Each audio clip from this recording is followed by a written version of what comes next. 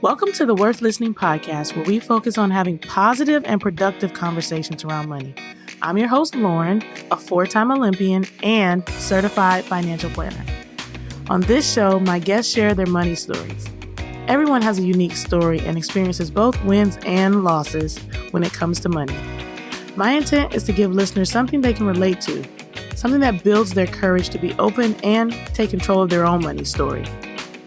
When I'm not creating a great show for my listeners, I'm running my company, Worth Winning, where I help individuals and families organize their finances. Check us out at worth-winning.com. All right, now on with the show. Hey, are you guys following me on Instagram? I feel like you're not. You want to know how I know you're not? Because I don't have that many Instagram followers.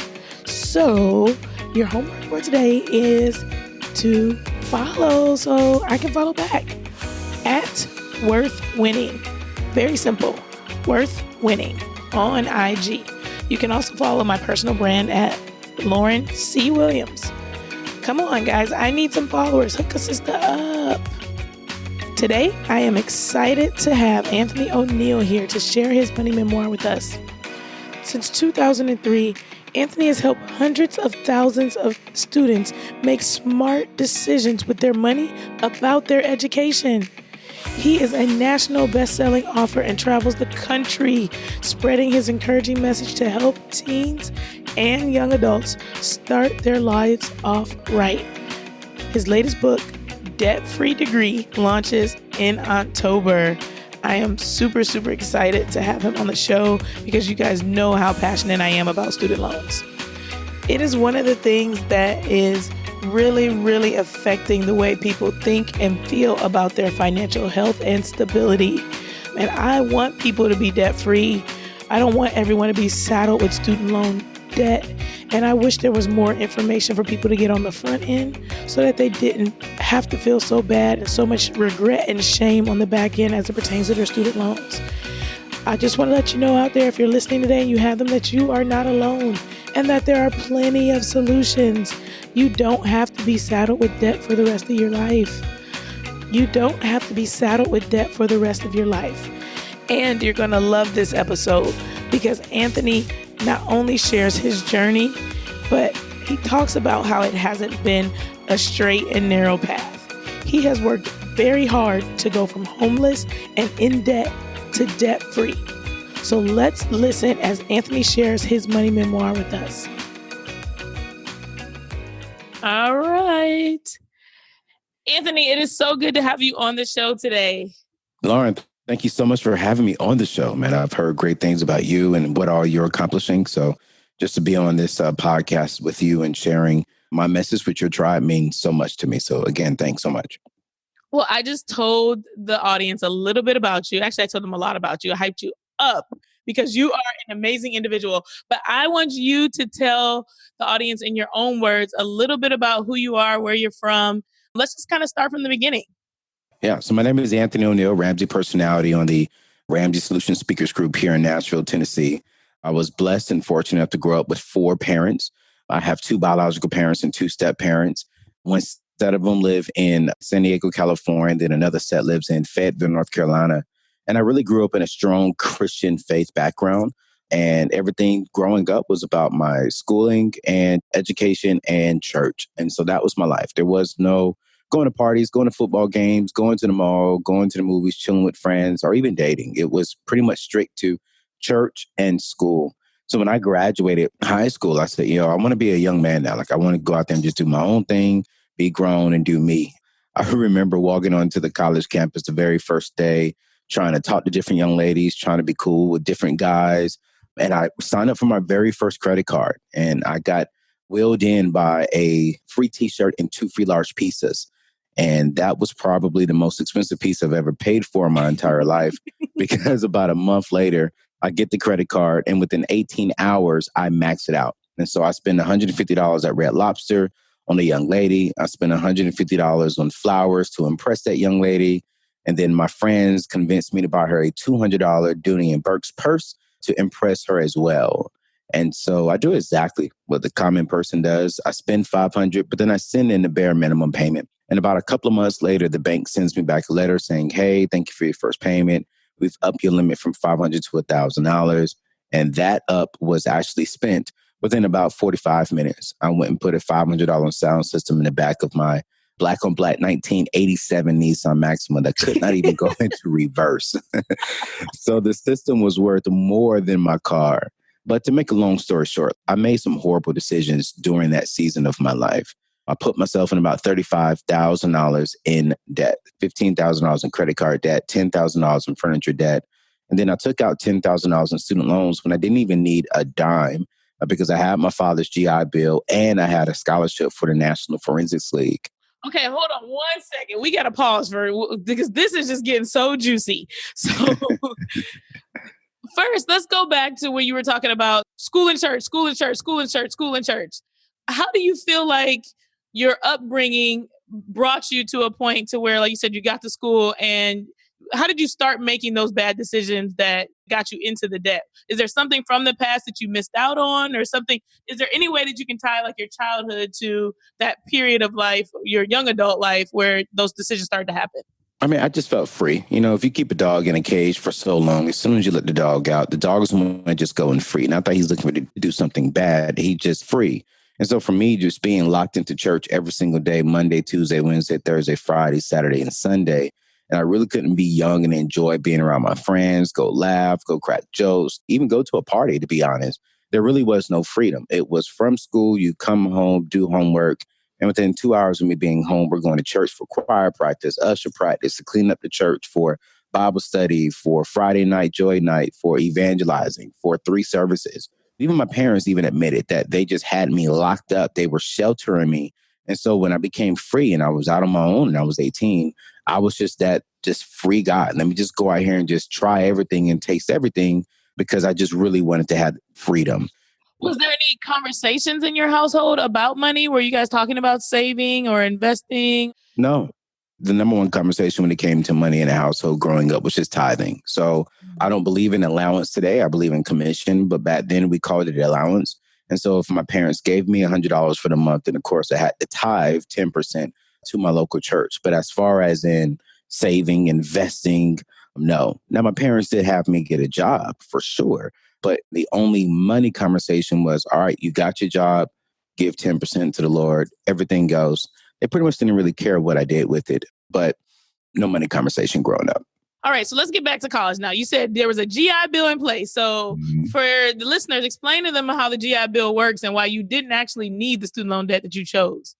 I was a dependent. My father served in the Army for about 30-something years. And so because of that, some of the benefits are your child can go to school and pays for his tuition, not for room, board, not for all that, but it pays for tuition and some of the books. And so I had that. And then I also had a scholarship from the National Forensics League. I was a debater. And so I had a partial scholarship as well that will go and complement the GI Bill and take care of the things that the GI Bill would not take care of, like the rest of my books and some other miscellaneous items. So I didn't need a dime for college at all. But I took the $10,000 out just to fund the lifestyle that I had, to impress the young ladies, honestly, at that time, to impress my friends, to buy things that I didn't even need. I can't even remember one thing that I bought of value. I think I spent a lot of that on PlayStation games, Xbox games, floor panel TVs, food, a lot of food, clothes. It was a very poor decision. Okay, you find yourself in this debt. You got credit card debt, you said. You got student loan debt. There's one other kind of debt. Then I had $10,000 in furniture. So I took out $10,000 from Aaron Sales and Lease to furnish my apartment. Okay. What prompted some sort of change? How did you go from 3 different kinds of debt to debt-free and turning your life around? Yeah. So I got kicked out of college for making a bad decision there. When I got kicked out of college, I lost my job that was attached to my college. And when I lost that job, clearly I lost my income. When I lost my income, I lost my apartment. When I lost my apartment, I'm going home. But my stepfather, who I call father, probably made the best decision to kind of shift my life. And he said, hey, Anthony, since you made this decision, you're going to live with this consequence. You cannot come home. God bless. We love you, but God bless. And so with all the pride inside of me, I didn't try to apologize to my father. I didn't try to make it right. I just said, all right, cool. So I got all my stuff, called some of my peers. They would not even return my phone call, or some of them said, hey, you can't stay with me. You can't take a shower. You can't come in and get something to eat. And so at the age of 19, I'm homeless, sleeping in the back of my car at the age of 19. And I'm $35,000 in debt, and I have no friends. I feel like I have no family, no loved ones. I honestly felt as if God had abandoned me. But really, the truth be said, it was during that season of my life, the present of that state was because of the poor decisions I made in my past. And so that was the transition season for me, was realizing, Anthony, that I am here not because of my parents, not because of my friends, not because of my peers, not because of God, not because of anyone, but myself. I put myself here. And I remember telling myself in the back of that car one night, I see myself in the rearview mirror, and I said, the caliber of my future will be determined by the choices I make from this day moving forward. And so from that day up until today's day, I've been very intentional about making the best decision I possibly can. Now, Lauren, I'm not going to sit here in front and act like I've made all of the right decisions. I've made some bad decisions. I've made some mistakes. But when it comes to my money, I've made way more good than bad decisions. And so today I'm 35, 100% debt free, just built my dream home. And when I say my dream home, a lot of people think Anthony built this big old home. No, I built a home that I can afford, a home that is comfortable, a home that has a roof over my head, hot water, AC, some grass in the front yard, and something that I can easily pay off. And so I'm just grateful for the season that I'm in. That is amazing. So let's just pause and talk about, like you said, you were in the car, you had this moment of clarity. What sort of things did you do to try to change your situation? Like, where did you start to get the literacy? How did you dig yourself out of that hole of $35,000 in debt and get to the point where 15 years later, you're now a homeowner and getting ready to start working on paying that off? The number one thing I did is I fixed it right with my parents, because my parents, they were my guide in life. They were the wisdom piece for my life at that season. So I got right with my parents, and my dad gave me a Dave Ramsey budget form. And he said, son, here are three things. Number one, you're going to get a job. Number two, you're going to get on a budget and you're going to stick to that budget, and you're going to start paying off all of your debt. And then number three, you have 6 months to live in this house. After that, you need to go. Okay. And so those were the things that really just started my path, which was I got a job, and I actually got two jobs. I was a bill collector from 9 to 5. And then from 5 to 8, I went to a car wash place and I was washing cars on the side to go towards my debt. And I stayed with that Dave Ramsey budget form back in 2004. I remember that year. And I just literally worked hard. And actually within 4 months, the particular company I was working for moved me to Jacksonville, Florida to help open up that particular company. And so I was out of the house within 4. Took me about a year and a half, 2 years to pay off all of my debt. And today I'm here just trying to teach exactly what I've learned to all people, especially young people, millennials, and the minority culture. I like it. I like it. I like it. I think one of the things you hit on there was that, you had to go and get income. A lot of times when people are deciding they want to get out of debt, they're trying to figure out how to do it. And one of the big pieces of the puzzle that seems to be missing sometimes is enough income. Yeah. You usually go into debt because you're spending all of the income you have. So even by making some lifestyle change, it might free up some income for you. But there's a lot of times that requirement that you go and you get additional income. And so, like you said, you had a 9 to 5, but then you also worked 3 hours. And I always like to encourage people, like, don't be afraid to get that side hustle, but to also put a time period on that side hustle. Associate that side hustle with the goal you're trying to reach. I want to be debt free. I want to save for a down payment on a home. So I'm going to do this thing for this long. It doesn't mean that you need to work 2 jobs for the rest of your life. Absolutely. I agree with you on that part. And you're definitely right about the income. I always tell people, they say, what was that number one driving force for you that got you out of debt and that keeps you out of debt and that's allowing me now to build my wealth?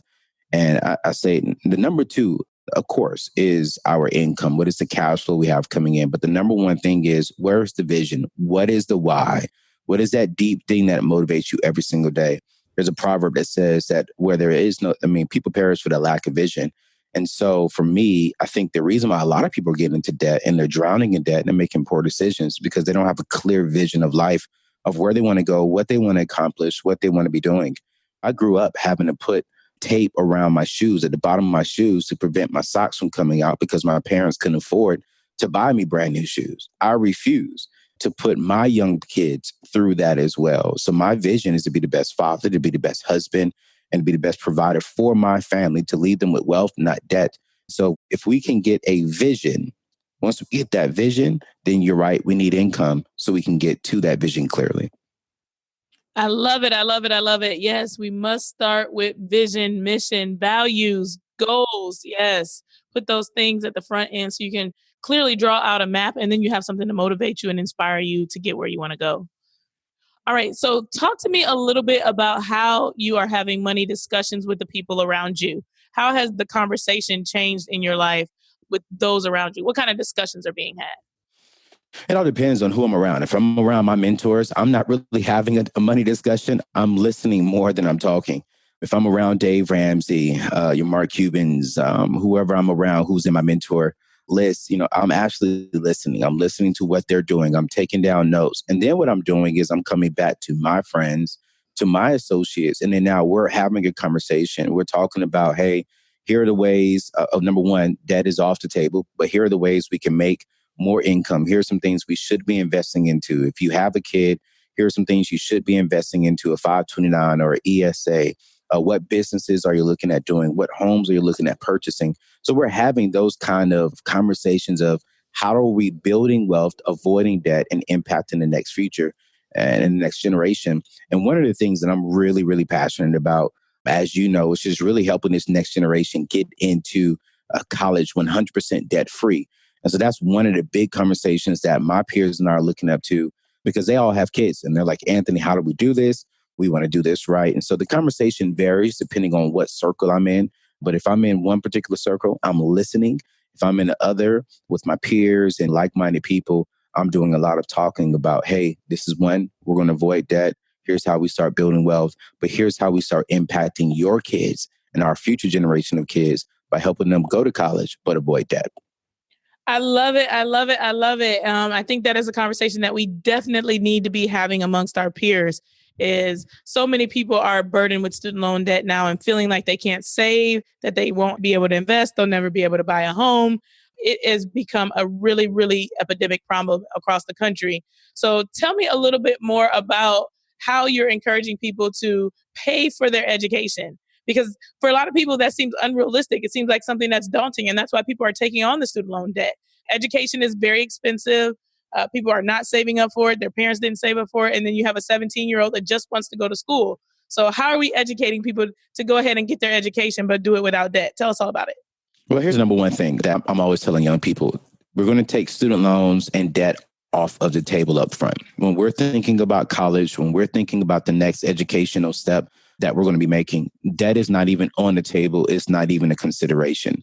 Then followed by that, we talked about this a little bit earlier, is let's have a clear vision. And now when it comes to going to college debt free, the clear vision needs to be, what is the career path that you want to go down? Is it a profitable career? That's the number one question. Is it something profitable? If you can identify as profitable, then what is the degree I need to be going to get? Or what's the educational route? Do I need a traditional 4-year degree?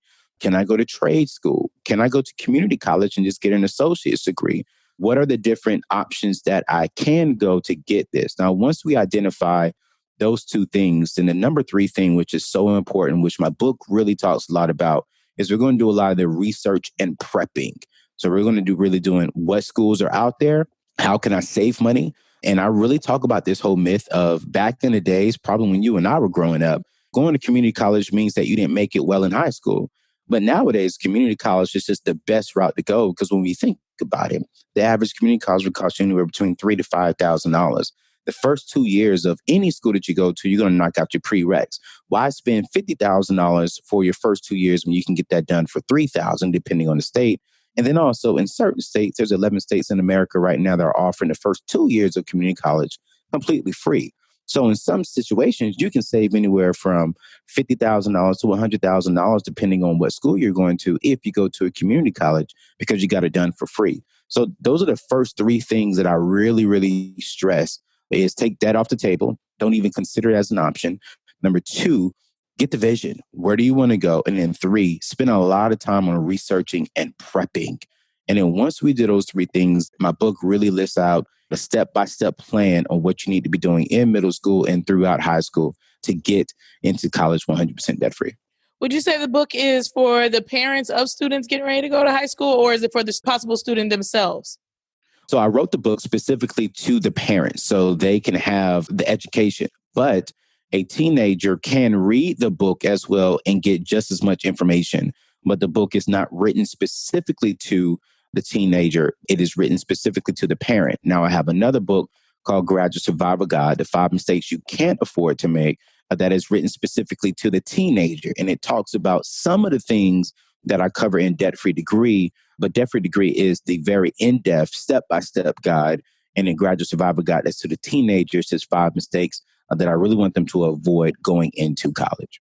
What would be the one thing you say to a parent? Because I think a lot of the problem with student loan debt crisis is in fact the parents. They didn't save appropriately for their kid to go to college. They maybe used a lot of their funds to be able to fund private school education, and they were hoping that that was going to give the kid the opportunity to get some sort of scholarship.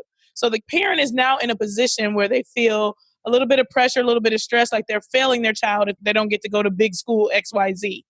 What would you say to a parent that is feeling the pressure of what society is saying and thinking that there's some sort of stigma associated with community college or trade school or doing one of these debt-free options that you're talking about?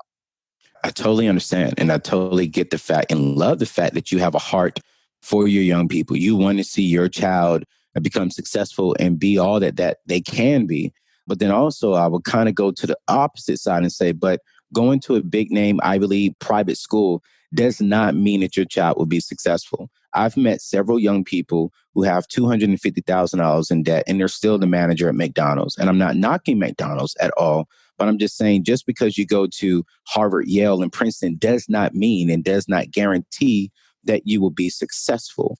What guarantees success is work ethic and the young man or young lady's character and integrity. Those are the three things that I really focus on with parents. Like, hey, make sure that they're hardworking. I don't have a fully completed education, but no one will outwork me. I have a character and I have integrity. I've met several young people who've never went to school who are millionaires. And we can name several companies who their CEOs are not educated when it comes to having a bachelor's degree.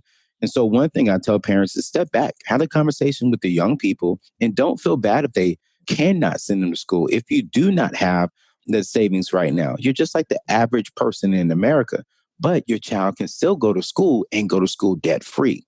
Going to community college is not a negative. I met a young lady, her dream is to go to Duke. They're in North Carolina, and I've been mentoring her and her family. Unfortunately, she didn't have the test scores to get into Duke first. So she said, what should she do?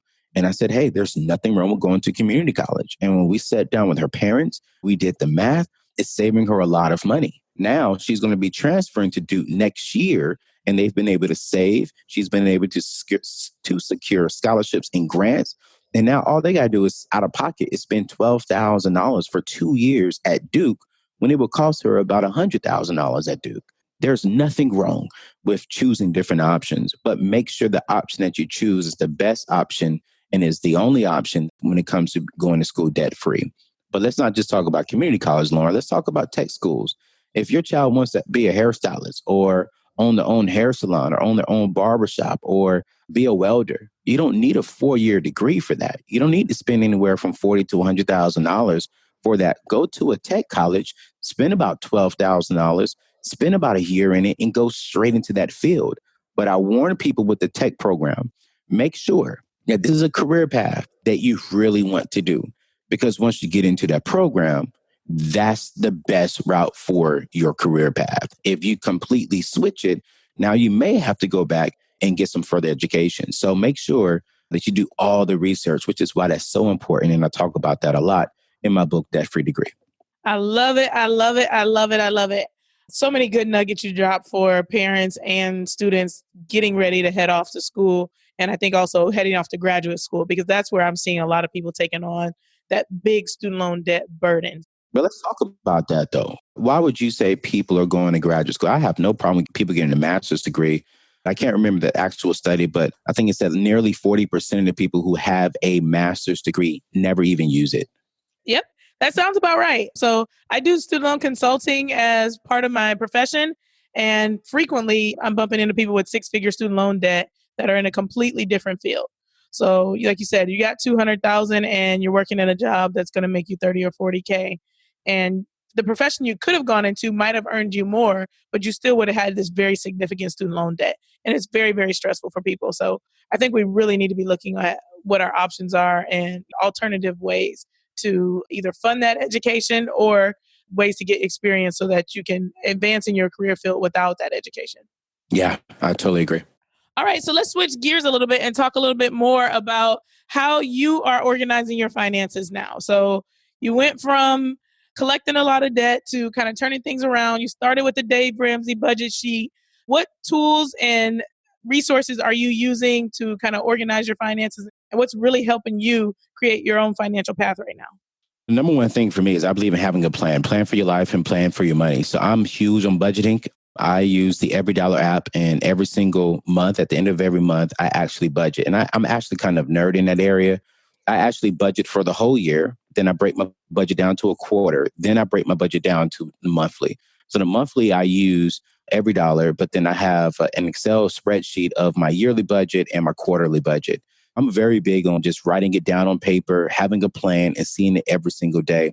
But that's the number one tool that I'm using right now. And I'm also making sure that I'm investing 15% into a Roth IRA, into some other resources that I have available with my income. So those are the two main things that I'm doing with my money right now that I would share on a public platform. Gotcha. Okay, perfect. So you're really focused on your budget, making sure you got everything nailed down, and then you're saving 15% of income. Yes, ma'am. That is amazing. What would you say to someone who is kind of anti-budget right now? Like, it's too hard, it's too tedious. I hate numbers. How would you encourage someone to get going on a budget if that's just not their thing?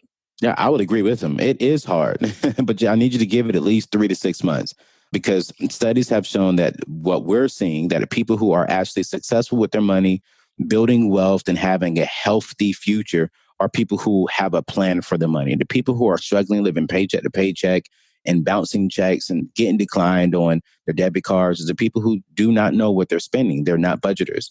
And so I would agree with them that, yes, in the beginning, was it difficult for me? Yes. Is it something that I actually get excited about doing and wake up in the mornings that, yo, let me go budget? No. But it is something that has definitely changed my life and changed how I look at money. And here's the thing. When you budget in the very beginning and you stick to it, you're going to give yourself a pay raise, because you're going to see exactly where you're spending your money, what you're spending it on. And then you're going to say, you know what? I don't need to be spending $300 a month on food or $500 a month on clothes. Why do I have all these subscriptions? Cut some of this stuff. And then what you've just done, because you put it on paper and you physically see it, now you can cut down and see things and save things. So budgeting, I agree. It could be a little bit difficult, but I promise you it's well worth the investment up front. I love it. I love it. I love it. Write it down and make it real. That is really what the budget is all about. All right, Anthony, this has been great. I want to wrap up what I like to call the final sprint. So I'm going to rapid fire some questions at you. You throw out whatever answer you want. Yes, ma'am. Okay, let's do it. You got $20 in your pocket right now. What do you spend it on? $20. I'm going to get me a $5 bowl, a healthy bowl. And then $5, I'm going to probably give it in church. And then $10, I'm going to put in my savings account. Okay, I like it. I like it. He's like, even if it's $20 cash, I'm still putting some in my savings account. I'm going to make that trip to the bank. Oh, yeah. I like it. All right, finish this sentence. That awkward financial moment when? You have to tell a young lady you can't take her there because it's not in your budget. Ooh. Those can't be awkward financial moments. Oh, man. Firm to that budget. I've been there. That was very awkward. What is your worst money habit? My worst money habit. I am a golfer. So if I'm out there traveling, I just love to experience golf courses. And sometimes they can be kind of pricey and sometimes I spend it. So that is a habit that I'm working on often. And I tend to fall for it. But I do know that that's something I need to change. Okay, fair enough. If you budget for it, though, planning ahead for your golf excursion, then you don't have to feel bad about it, right? Absolutely. I'll try to plan for it, but sometimes it doesn't make the plan. Right. Sometimes what had happened was. Right. Best advice you've ever received? Best advice I've ever received was from an old guy right when I was starting my financial journey. And he said, live way below your means. Just because you can afford to buy it doesn't mean you should buy it. Wait until you can buy it 3 times. That means you're living way below your means. Amazing. I like that advice. Wait until you can buy it 3 times and then you can buy it. All right. Something you do for fun that doesn't cost anything. Oh, workout. I just work out and run. It doesn't cost me anything when I do that around my house. So I love working out and running. Okay. I like it. I like it. Stay fit. Yeah. Don't have to pay a trainer and all that extra stuff. Right. Yes, ma'am. All right. Last but not least, please share with us something that you would like to improve about your finances in the upcoming year. Every year, I'm trying to at least grow my finances by 10 to 20%. So what am I investing in? What businesses am I looking at doing? How many products, books that I'm selling? So for me, I want to grow my income, but I do not want my lifestyle to grow. So it's like while I'm growing the income, my spending is not growing with it. So that's something that I'm looking to improve and to grow, not just this year, but every year.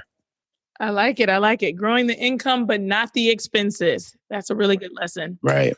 That's what we call lifestyle creep. It's like I make more money, so I got to spend more money. Yes. All right. You have made it to the finish line of the final sprint. You are standing on the podium. You are a winner here at Worth Listening. I would love for you to stand up and tell everybody all about how we can support you, where we can find you, what you need from this community in order to help you keep making moves. The number one thing I need from this community is 1, keep me in your prayers. 2, just help spread the message. I want to help a lot of young people and their parents and families get into college and through college debt free. Please visit AnothyONeal.com and purchase the book and bless a lot of people with the book. And just at the end of the day, help me spread the message that the caliber of our young people's future will be determined by the choices that they make today. And so let's help get them into college and through college 100% debt free by reading this book. And you can find out a lot more information about that, this movement, this journey that I'm on at AnothyONeal.com. Awesome. We'll add all that to the show notes as well. Anthony, thanks so much for being on the show today. It was great having you. Thank you so much, Lauren. I really do appreciate it. I hope you enjoyed listening to Anthony share his money memoir. He has such an inspiring story and is great at sharing an encouraging message for those who are just getting started on the debt-free journey. Our word of the day today is choices. One of the things Anthony talks about is when it comes to careers and college, the importance of considering your choices. You need to know what you need to do and where you want to go. A 4-year degree from a private college isn't the best choice for everyone. It may be the thing that you want, but is it really the thing that you need? Make sure that you have conversations with your children if you're a parent, and make sure that you have conversations with your parents if you are, in fact, the child thinking about going to school, or if you're an adult thinking about going back to school, because the bulk of student loans right now are from graduate school degrees. That's where the 6-figure debt is coming from. Education does not necessarily equal success. There are plenty of examples of people who are doing very well because intelligence is the thing that's important, not so much actual education. Anthony explained work ethic, character, and integrity is what leads to success. So whether you're just getting started or just out of school with thousands of dollars of student loan debt, look at what your choices are right now and choose the ones that are best for you and your future finances. It's okay to pause and say, what choices do I have? As opposed to taking in all the different messages that are coming your direction and feeling like you have to make a choice without all the information. You get to choose what is best for you, and choosing comes with doing research so that you can make the right decision. As Anthony said, the caliber of our young people's future will be determined by the choices they make today. If you need help making choices, don't hesitate to reach out to Worth Winning. We got your back. That's what we do. We're a financial planning company that help people answer the financial questions that matter most to them.